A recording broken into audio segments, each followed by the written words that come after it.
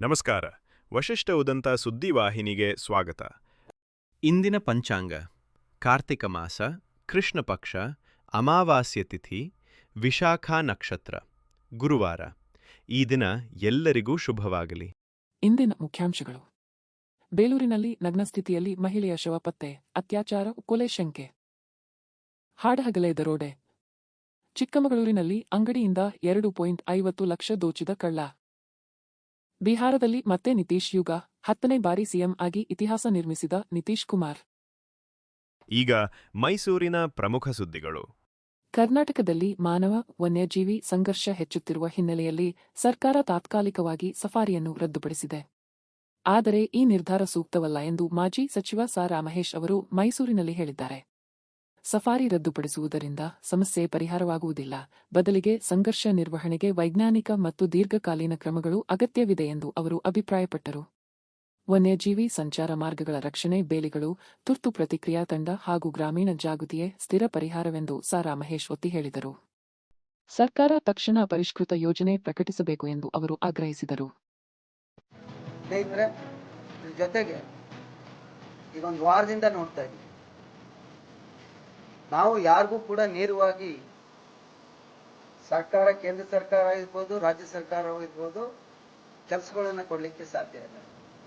ಆದರೆ ನಿಜ ರೈತರಿಗೆ ಅನ್ಯಾಯ ಆಗ್ತಾ ಇದೆ, ರೈತರುಗಳ ಪ್ರಾಣಗಳು ಹೋಗ್ತಾ ಇದ್ದಾವೆ, ಆ ಕುಟುಂಬಗಳು ಅನಾಥ ಆಗ್ತಾ ಇದ್ದಾವೆ. ಅಂತ ವಿಚಾರಗಳಲ್ಲಿ ನೀವು ಏನು ನಿರ್ಧಾರಗಳನ್ನ ತಗೋಬೇಕು ಸರ್ಕಾರ ಮಾಡಬೇಕು. ಅದು ಬಿಟ್ಟು ನೀವು ಸಫಾರಿನೇ ನಿಲ್ಲಿಸ್ಬಿಟ್ರೆ ಇವತ್ತು ಮೈಸೂರು ನಗರ, ಮೈಸೂರು ಜಿಲ್ಲೆ ನಂಬ್ಕೊಂಡಿರ್ತಕ್ಕಂಥದ್ದು ಪ್ರವಾಸೋದ್ಯಮ. ಎಷ್ಟು ಸಾವಿರಾರು ಜನ ಅದರಿಂದ ಇಂಡೈರೆಕ್ಟ್ ಆಗಿ, ನಾನು ಪ್ರವಾಸೋದ್ಯಮ ಸಚಿವನಾಗಿ ಕೆಲಸ ಮಾಡಿರ್ತಕ್ಕಂಥವ್ರು, ಕುಮಾರಣ್ಣರವರ ನೇತೃತ್ವದಲ್ಲಿ ಅವರ ಆಶೀರ್ವಾದ, ಒಂದೊಂದು ಸಫಾರಿ ಹೋಟೆಲ್ಸ್ ಮತ್ತೆ ಗೈಡ್ಸ್ ಮತ್ತೆ ಟೂರಿಸ್ಟ್ ಮತ್ತೆ ಅವ್ರನ್ನ ನಂಬ್ಕೊಂಡಿರ್ತಕ್ಕಂಥ ವಸತಿ ಗೃಹಗಳು, ಹೋರಾಟಗಳು ಇದ್ದೇ ಇರ್ತವೆ. ಅದಕ್ಕೆ ಪರ್ಯಾಯ ಮಾರ್ಗವನ್ನ ಕಂಡುಹಿಡಿಯಬೇಕೇ ಹೊರತು ಸಫಾರಿನೇ ನಿಲ್ಸಿರ್ತಕ್ಕಂಥದ್ದು ಸರಿಯಲ್ಲ. ಆದ್ರಿಂದ ಮಾನ್ಯ ಮುಖ್ಯಮಂತ್ರಿಗಳಿಗೆ ಮತ್ತೆ ಮಾನ್ಯ ಉಸ್ತುವಾರಿ ಮಂತ್ರಿಗೆ ನಾನು ಮನವಿಯನ್ನ ಮಾಡ್ತಾ ಇದ್ದೀನಿ. ಅವೆಲ್ಲರೂ ದಯವಿಟ್ಟು ದಿನನಿತ್ಯ ಇಡೀ ಜೀವನಕ್ಕೆ ಏನು ಅನುಕೂಲ ಆಗ್ತಾ ಇತ್ತು ಅದ್ರ ಕಡೆ ಗಮನ ಹರಿಸಿ. ಸಫಾರಿನ ನೀವು ರೈತರಿಗೆ ಅನಾನುಕೂಲ, ರೈತರಿಗೆ ಪ್ರಾಣಿಗಳಿಂದ ಹಿಂಸೆ ಆಗ್ತಾ ಇದೆ ಅಂದ್ರೆ ಅದಕ್ಕೆ ಪರ್ಯಾಯ ಮಾರ್ಗ ಹುಡುಕಿ. ಅದ್ ಬಿಟ್ಬಿಟ್ಟು ಸಫಾರಿನ ರದ್ದು ಮಾಡ್ಬಿಡೋದ? ಅದರಿಂದ ನಾವೆಲ್ಲರೂ ಒತ್ತಾಯ ಮಾಡ್ತಾ ಇದ್ವಿ, ಪ್ರವಾಸೋದ್ಯಮ ಬಹಳ ಮುಖ್ಯ. ನೋಡಿ, ಈಗಾಗಲೇ ನೀವೇ ಬರಿತಾ ಇದ್ದೀರಿ, ಪ್ರವಾಸೋದ್ಯಮ ಈಗಾಗಲೇ ಆರ್ಥಿಕವಾಗಿ ಡೌನ್ ಆಗ್ತಾ ಇದೆ. ಅದರಿಂದ ಅದು ಕೂಡ ಒತ್ತಾಯ ಮಾಡ್ತಾ ಇದ್ವಿ, ಆದಷ್ಟು ಬೇಗ ಸಫಾರಿಯನ್ನು ಪ್ರಾರಂಭ ಮಾಡಬೇಕು ಅಂತ. ಮೈಸೂರಿನ ಹಳೆ ಹೆಗ್ಗುಡಿಲು ಬೆಟ್ಟ ಪ್ರದೇಶದಲ್ಲಿ ಮತ್ತೆ 2 ಹುಲಿಗಳು ಪ್ರತ್ಯಕ್ಷವಾಗಿರುವುದು ಸ್ಥಳೀಯರಲ್ಲಿ ಆತಂಕ ಹೆಚ್ಚಿಸಿದೆ. ಕಳೆದ ಕೆಲವು ವಾರಗಳಿಂದ ಈ ಭಾಗದಲ್ಲಿ ವನ್ಯಜೀವಿಗಳ ಹಾವಳಿ ಹೆಚ್ಚಾಗಿದ್ದು, ರೈತರ ಮೇಲೆ ದಾಳಿ ಹಾಗೂ ಪಶುಹಾನಿ ಪ್ರಕರಣಗಳು ವರದಿಯಾಗುತ್ತಿವೆ. ಇದೀಗ ಹೊಸದಾಗಿ ಕಾಣಿಸಿಕೊಂಡಿರುವ ಹುಲಿಗಳು ಪರಿಸ್ಥಿತಿಯನ್ನು ಮತ್ತಷ್ಟು ಗಂಭೀರಗೊಳಿಸಿದ್ದವೆಂದು ಗ್ರಾಮಸ್ಥರು ತಿಳಿಸಿದ್ದಾರೆ. ಕೃಷಿ ಕಾರ್ಯಗಳಿಗೆ ಹೊರಡುವುದಕ್ಕೂ ಹೆದರುತ್ತಿದ್ದಾರೆ. ಅರಣ್ಯ ಇಲಾಖೆ ತುರ್ತು ಕ್ರಮ ಕೈಗೊಂಡಿದ್ದು, ಪತ್ತೆ ತಂಡ ಮತ್ತು ಕ್ಯಾಮೆರಾ ಟ್ರ್ಯಾಪ್ಗಳನ್ನು ನಿಯೋಜಿಸಿದ್ದು, ಹುಲಿಗಳ ಚಲನವಲನಗಳ ಮೇಲ್ವಿಚಾರಣೆ ಆರಂಭಿಸಿದೆ. ಜನರಿಗೆ ಜಾಗೃತಿ ಮತ್ತು ಮುನ್ನೆಚ್ಚರಿಕಾ ಕ್ರಮಗಳನ್ನು ಅನುಸರಿಸಲು ಸೂಚಿಸಲಾಗಿದೆ. ಸಾಕಾನೆಗಳನ್ನು ಬಳಸಿ ಕೊಂಬಿಂಗ್ ಕಾರ್ಯಾಚರಣೆ ಆರಂಭವಾಗಿದೆ.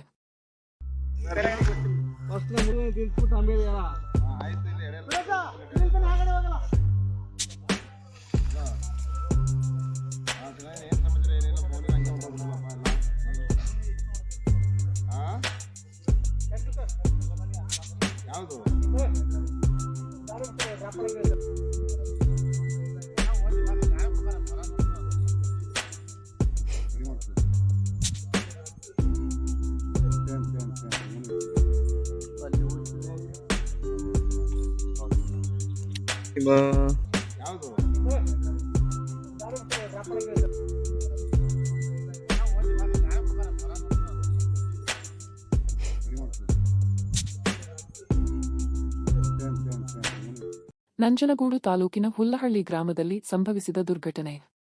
ತೆಂಗಿನಕಾಯಿ ಕೀಳುವ ಕಾರ್ಯದಲ್ಲಿ ತೊಡಗಿದ್ದ ಕೂಲಿ ಕಾರ್ಮಿಕ 35 ವರ್ಷದ ನಿಂಗರಾಜ್ ಹುಣಸನಾಳು ಗ್ರಾಮದವರು ತೆಂಗಿನ ಮರಕ್ಕೆ ಹತ್ತಿ ಕೆಲಸ ಮಾಡುತ್ತಿದ್ದ ವೇಳೆ ಆಯತಪ್ಪಿ ಕೆಳಗೆ ಬಿದ್ದು ಸ್ಥಳದಲ್ಲೇ ಮೃತಪಟ್ಟಿದ್ದಾರೆ ಎಂದು ಪೊಲೀಸರು ತಿಳಿಸಿದ್ದಾರೆ. ಕುಟುಂಬದ ಏಕೈಕ ಆಧಾರವಾಗಿದ್ದ ನಿಂಗರಾಜ್ ಅವರ ಅಕಾಲಿಕ ಮರಣದಿಂದ ಕುಟುಂಬ ದುಃಖದಲ್ಲಿ ಮುಳುಗಿದೆ. ಅಪಾಯಕರ ಕೆಲಸಗಳಿಗೆ ಸುರಕ್ಷತಾ ಕ್ರಮಗಳನ್ನು ಕಡ್ಡಾಯಗೊಳಿಸಬೇಕೆಂದು ಆಗ್ರಹಿಸಿದ್ದಾರೆ. ಪೊಲೀಸರು ಅಪಘಾತ ಪ್ರಕರಣ ದಾಖಲಿಸಿ ಮುಂದಿನ ತನಿಖೆ ನಡೆಸುತ್ತಿದ್ದಾರೆ. ಮರ ಅಂತಿದ್ರು ನೋಡಪ್ಪ, ಅದೇ ಮರ ಪರಿಸ್ಥಿತಿ ಸತ್ತ ಹೆಂಗ್ ಬಿದ್ದವನೆ. ಇಷ್ಟೇ ಮರ ಹತ್ತವ್ರ ಪರಿಸ್ಥಿತಿ.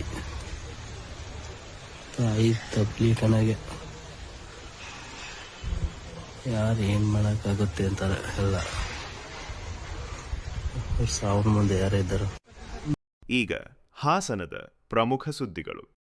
ಬೇಲೂರು ಪಟ್ಟಣದ ಗಾಣಿಗರ ಬೀದಿಯಲ್ಲಿ ನಗ್ನ ಸ್ಥಿತಿಯಲ್ಲಿ ಮಹಿಳೆಯ ಶವ ಪತ್ತೆಯಾದ ಘಟನೆ ಸ್ಥಳೀಯರಲ್ಲಿ ಆತಂಕ ಮೂಡಿಸಿದೆ. ಮನೆಯೊಳಗೆ ಸಿಕ್ಕಿರುವ ಶವದ ಸ್ಥಿತಿ ಅನುಮಾನಾಸ್ಪದವಾಗಿದ್ದು, ಪ್ರಾಥಮಿಕವಾಗಿ ಇದು ಅತ್ಯಾಚಾರ ಮಾಡಿ ಕೊಲೆ ಮಾಡಿರುವ ಸಾಧ್ಯತೆಯನ್ನು ಪೊಲೀಸರು ಪರಿಶೀಲಿಸುತ್ತಿದ್ದಾರೆ. ಮನೆಯಲ್ಲಿ ಬೇರೆ ಯಾರೂ ಸದ್ಯಕ್ಕೆ ಕಾಣಿಸದಿರುವುದು ಪ್ರಕರಣಕ್ಕೆ ಇನ್ನಷ್ಟು ಗೂಢತೆಯನ್ನು ತಂದಿದೆ.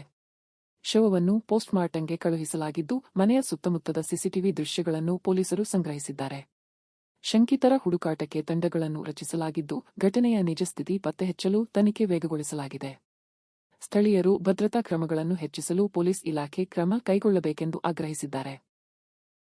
ಹಾಸನ ನಗರದ ಕಸ್ತೂರಬಾ ರಸ್ತೆ ಪ್ರದೇಶದಲ್ಲಿ ಇಂದು ಬೆಳಿಗ್ಗೆ ಮಹಾನಗರ ಪಾಲಿಕೆ ಅನಧಿಕೃತ ಹಣ್ಣು ಅಂಗಡಿಗಳ ವಿರುದ್ಧ ವ್ಯಾಪಕ ತೆರವು ಕಾರ್ಯಾಚರಣೆ ನಡೆಸಿದೆ.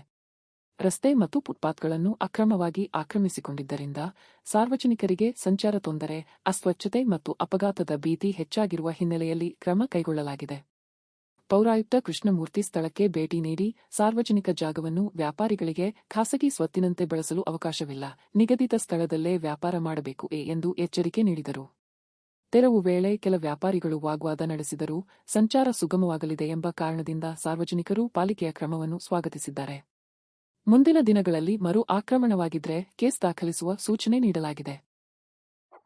ಕಸ್ತೂರ್ಬಾ ರಸ್ತೆಯಲ್ಲಿ ಹಣ್ಣಿನ ವ್ಯಾಪಾರಿಗಳು ಅನಧಿಕೃತವಾಗಿ ರಸ್ತೆಯ ಬದಿಯಲ್ಲಿ ಹಾಕೊಂಡಿರ್ತಾರೆ. ಹಾಗಾಗಿ ಇವತ್ತು ಬೆಳಿಗ್ಗೆ ನಾವು ನಮ್ಮ ಹೆಲ್ತ್ ಇನ್ಸ್ಪೆಕ್ಟರ್, ನಮ್ಮ ಸೂಪರ್ವೈಸರ್ಸ್, ನಮ್ಮ ಪೌರ ಕಾರ್ಮಿಕರು ಎಲ್ಲ ಸೇರಿ ಇದನ್ನ ತೆರವುಗೊಳಿಸ್ತಾ ಇದೀವಿ. ಸಾರ್ವಜನಿಕರಿಗೆ ಮತ್ತೆ ಈ ವ್ಯಾಪಾರಸ್ಥರಿಗೆ ನಾವು ಕೇಳ್ಕೊಳ್ಳೋದಿಷ್ಟೇ, ಸಾರ್ವಜನಿಕರ ರಸ್ತೆಯನ್ನ ಯಾವುದೇ ರೀತಿಯಾಗಿ ಒತ್ತುವರಿ ಮಾಡಬಾರ್ದು. ಎಲ್ಲೆಲ್ಲಿ ಅವ್ರಿಗೆ ನಿಗದಿಪಡಿಸಿದ ವ್ಯಾಪಾರಕ್ಕೋಸ್ಕರ ಅಲ್ಲಿ ಮಾಡಿ, ಮತ್ತೆ ಸಾರ್ವಜನಿಕ ಅನುಕೂಲ ಮಾಡಿಕೊಡಿ. ಫುಟ್ಪಾತ್ ಎಂಕ್ರೋಚ್ಮೆಂಟ್ ಆಗ್ಲಿ ಅಥವಾ ಫುಟ್ಪಾತ್ ಬದಿಯಲ್ಲಿ ವ್ಯಾಪಾರ ಮಾಡೋದಾಗ್ಲಿ ಅದು ಯಾವುದನ್ನು ಮಾಡಬಾರ್ದು. ಮಾನ್ಯ ಜಿಲ್ಲಾಧಿಕಾರಿಗಳು ಮತ್ತೆ ಎಲ್ಲಾ ಸರ್ಕಾರಿ ಆದೇಶಗಳಂತೆ ಈ ತರ ವ್ಯಾಪಾರ ಮಾಡೋದನ್ನ ಮಧ್ಯ ರೋಡಲ್ಲಿ ನಿಷೇಧ ಮಾಡಲಾಗಿದೆ. ಫುಟ್ಪಾತ್ ನ ಆದಷ್ಟು ಸಾರ್ವಜನಿಕರು ಬಿಟ್ಕೊಡ್ಬೇಕು ಅಂತ ಈ ಹಣ್ಣಿನ ವ್ಯಾಪಾರಿಗಳಿಗೆ ನಾವು ಕೇಳ್ಕೊತಾ ಇದ್ದೀವಿ. ಇಲ್ಲ, ಈಗ ಪ್ರತಿದಿನ ನಾವು ಸೂಪರ್ವಿಷನ್ ಮಾಡ್ತೀವಿ.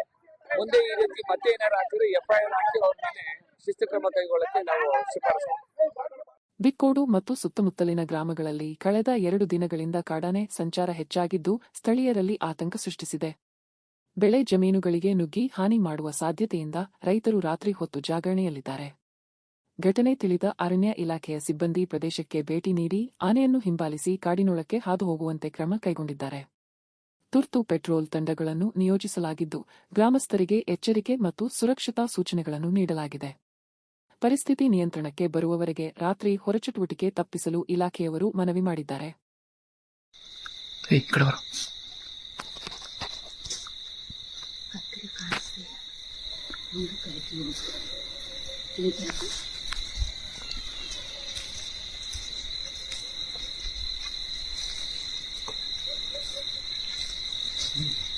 ಸತ್ಯ ಕಾಲ ರಾಕಿದೆ ಬರ್ತೋರ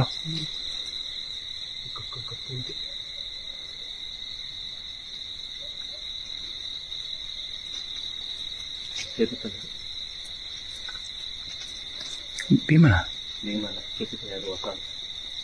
ಮರಿಯಾನೆ ಬಂತು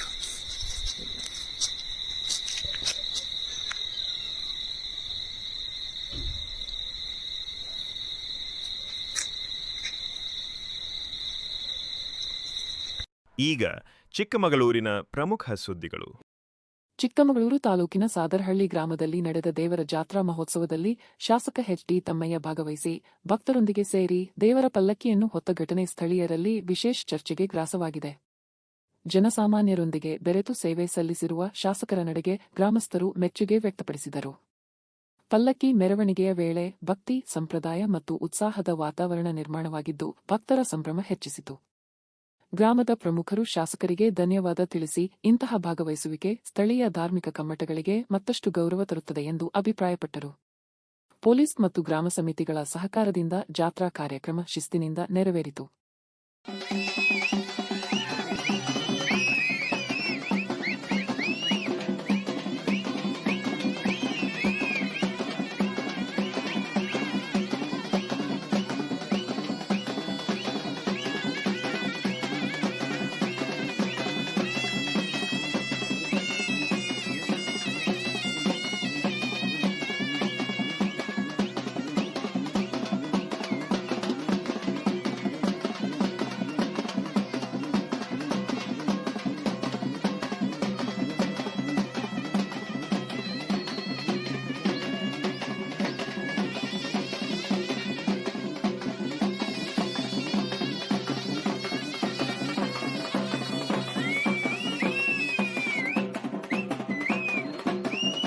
ಚಿಕ್ಕಮಗಳೂರಿನಲ್ಲಿ ಹಾಡುಹಗಲೇ ದರೋಡೆ ಘಟನೆ ಸ್ಥಳೀಯರಲ್ಲಿ ಆತಂಕ ಮೂಡಿಸಿದೆ.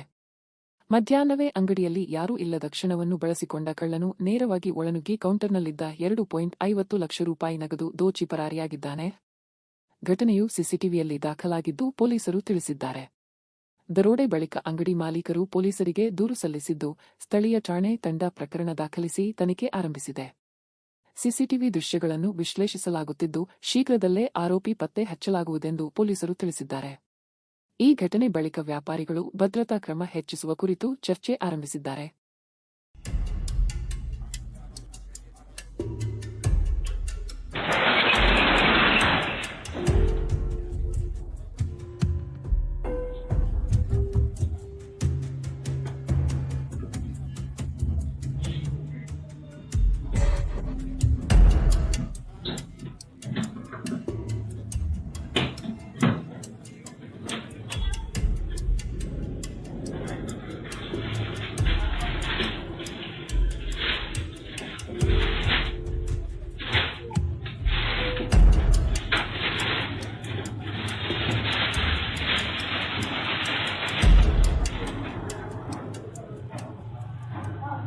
ಈಗ ರಾಜ್ಯ ಮತ್ತು ರಾಷ್ಟ್ರೀಯ ಸುದ್ದಿಗಳು.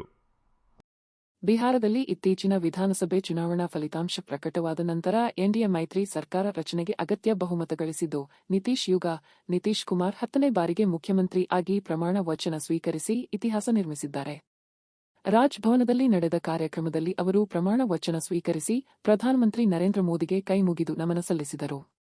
ಹಲವು ರಾಜಕೀಯ ಏರುಪೇರುಗಳ ನಡುವೆಯೂ ಮತ್ತೆ ಸಿಎಂ ಪಟ್ಟದ ಮೇಲೆ ಆಸೀನರಾದ ನಿತೀಶ್ ಅಭಿವೃದ್ಧಿ ಹಾಗೂ ಆಡಳಿತ ಸುಧಾರಣೆಗಾಗಿ ಬದ್ಧರಾಗಿರುವುದಾಗಿ ಹೇಳಿದರು. ಎನ್ಡಿಎ ಮೈತ್ರಿ ಸರ್ಕಾರ ಅಧಿಕಾರಕ್ಕೆ ಬರುವುದರಿಂದ ರಾಜ್ಯದ ರಾಜಕೀಯ ವಾತಾವರಣ ಮತ್ತೊಮ್ಮೆ ಬದಲಾವಣೆಯ ನೋಟ ಕಂಡಿದೆ.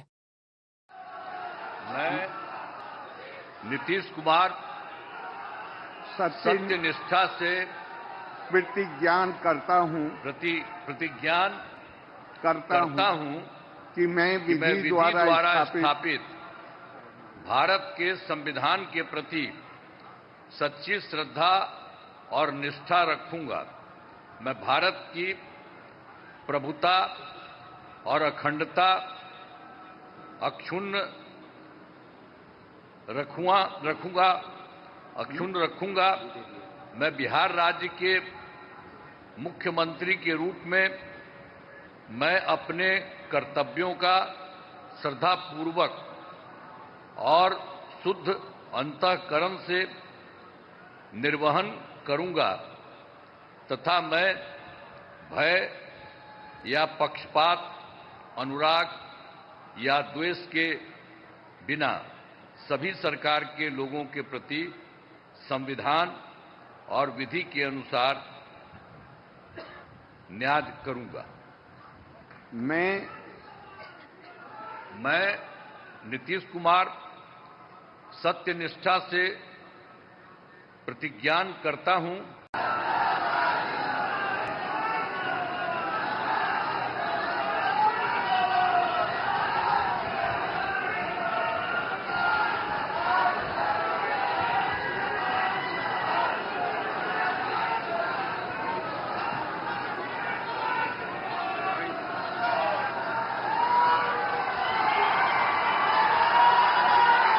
ಚಾಮರಾಜನಗರಕ್ಕೆ ಬಂದರೆ ಅಧಿಕಾರ ಕಳೆದುಕೊಳ್ಳುತ್ತಾರೆ ಎಂಬ ಮೂಢನಂಬಿಕೆಯನ್ನು ತಳ್ಳಿಹಾಕುತ್ತಾ ಮುಖ್ಯಮಂತ್ರಿ ಸಿದ್ದರಾಮಯ್ಯ ಅವರು ಇಂತಹ ಮೌಢ್ಯಕ್ಕೆ ರಾಜಕಾರಣದಲ್ಲಿ ಸ್ಥಾನವಿಲ್ಲ, ನಾನು ಬಂದಿರುವುದೇ ಆ ನಂಬಿಕೆಯನ್ನು ಮುರಿಯಲು. ಅಧಿಕಾರ ಈಗಲೂ ಹಾಗೂ ಭವಿಷ್ಯದಲ್ಲೂ ಭದ್ರವಾಗಿದೆ ಎಂದು ಸ್ಪಷ್ಟಪಡಿಸಿದರು. ಚಾಮರಾಜನಗರದ ಸಾರ್ವಜನಿಕ ಸಭೆಯಲ್ಲಿ ಮಾತನಾಡಿದ ಅವರು, ಮುಂದಿನ ರಾಜ್ಯ ಬಜೆಟ್ನ್ನು ತಾವೇ ಮಂಡಿಸಲಿರುವುದಾಗಿ ಘೋಷಿಸಿ ಹೊಸ ಮುಖ್ಯಮಂತ್ರಿ ಕುರಿತ ಊಹಾಪೋಹಗಳಿಗೆ ಪೂರ್ಣ ವಿರಾಮ ಹಾಕಿದರು. ಸರ್ಕಾರ ಸ್ಥಿರವಾಗಿದ್ದು ಅಭಿವೃದ್ಧಿ ಕಾರ್ಯವೇ ಆದ್ಯತೆ ಎಂದು ಸಿದ್ದರಾಮಯ್ಯ ತಿಳಿಸಿದರು. ಪಕ್ಷದ ಒಳಗಿರುವ ಅಸಮಾಧಾನಕ್ಕೂ ತಕ್ಕ ಉತ್ತರ ನೀಡಿದ ಅವರ ಈ ಹೇಳಿಕೆ ರಾಜಕೀಯ ವಲಯದಲ್ಲಿ ಚರ್ಚೆಗೆ ಕಾರಣವಾಗಿದೆ.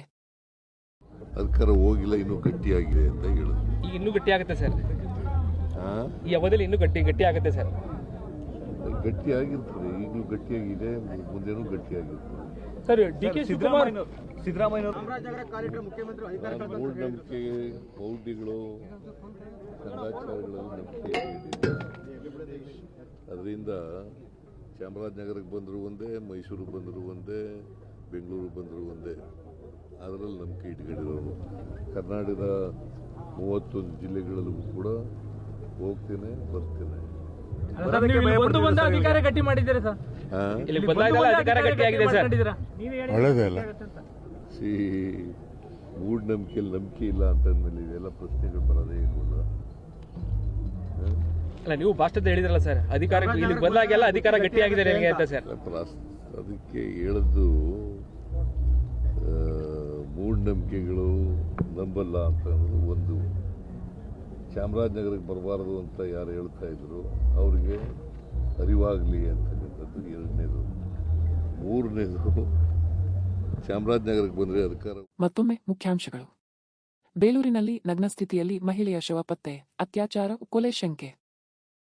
ಹಾಡಹಗಲೇ ದರೋಡೆ. ಚಿಕ್ಕಮಗಳೂರಿನಲ್ಲಿ ಅಂಗಡಿಯಿಂದ 2.50 ಲಕ್ಷ ದೋಚಿದ ಕಳ್ಳ.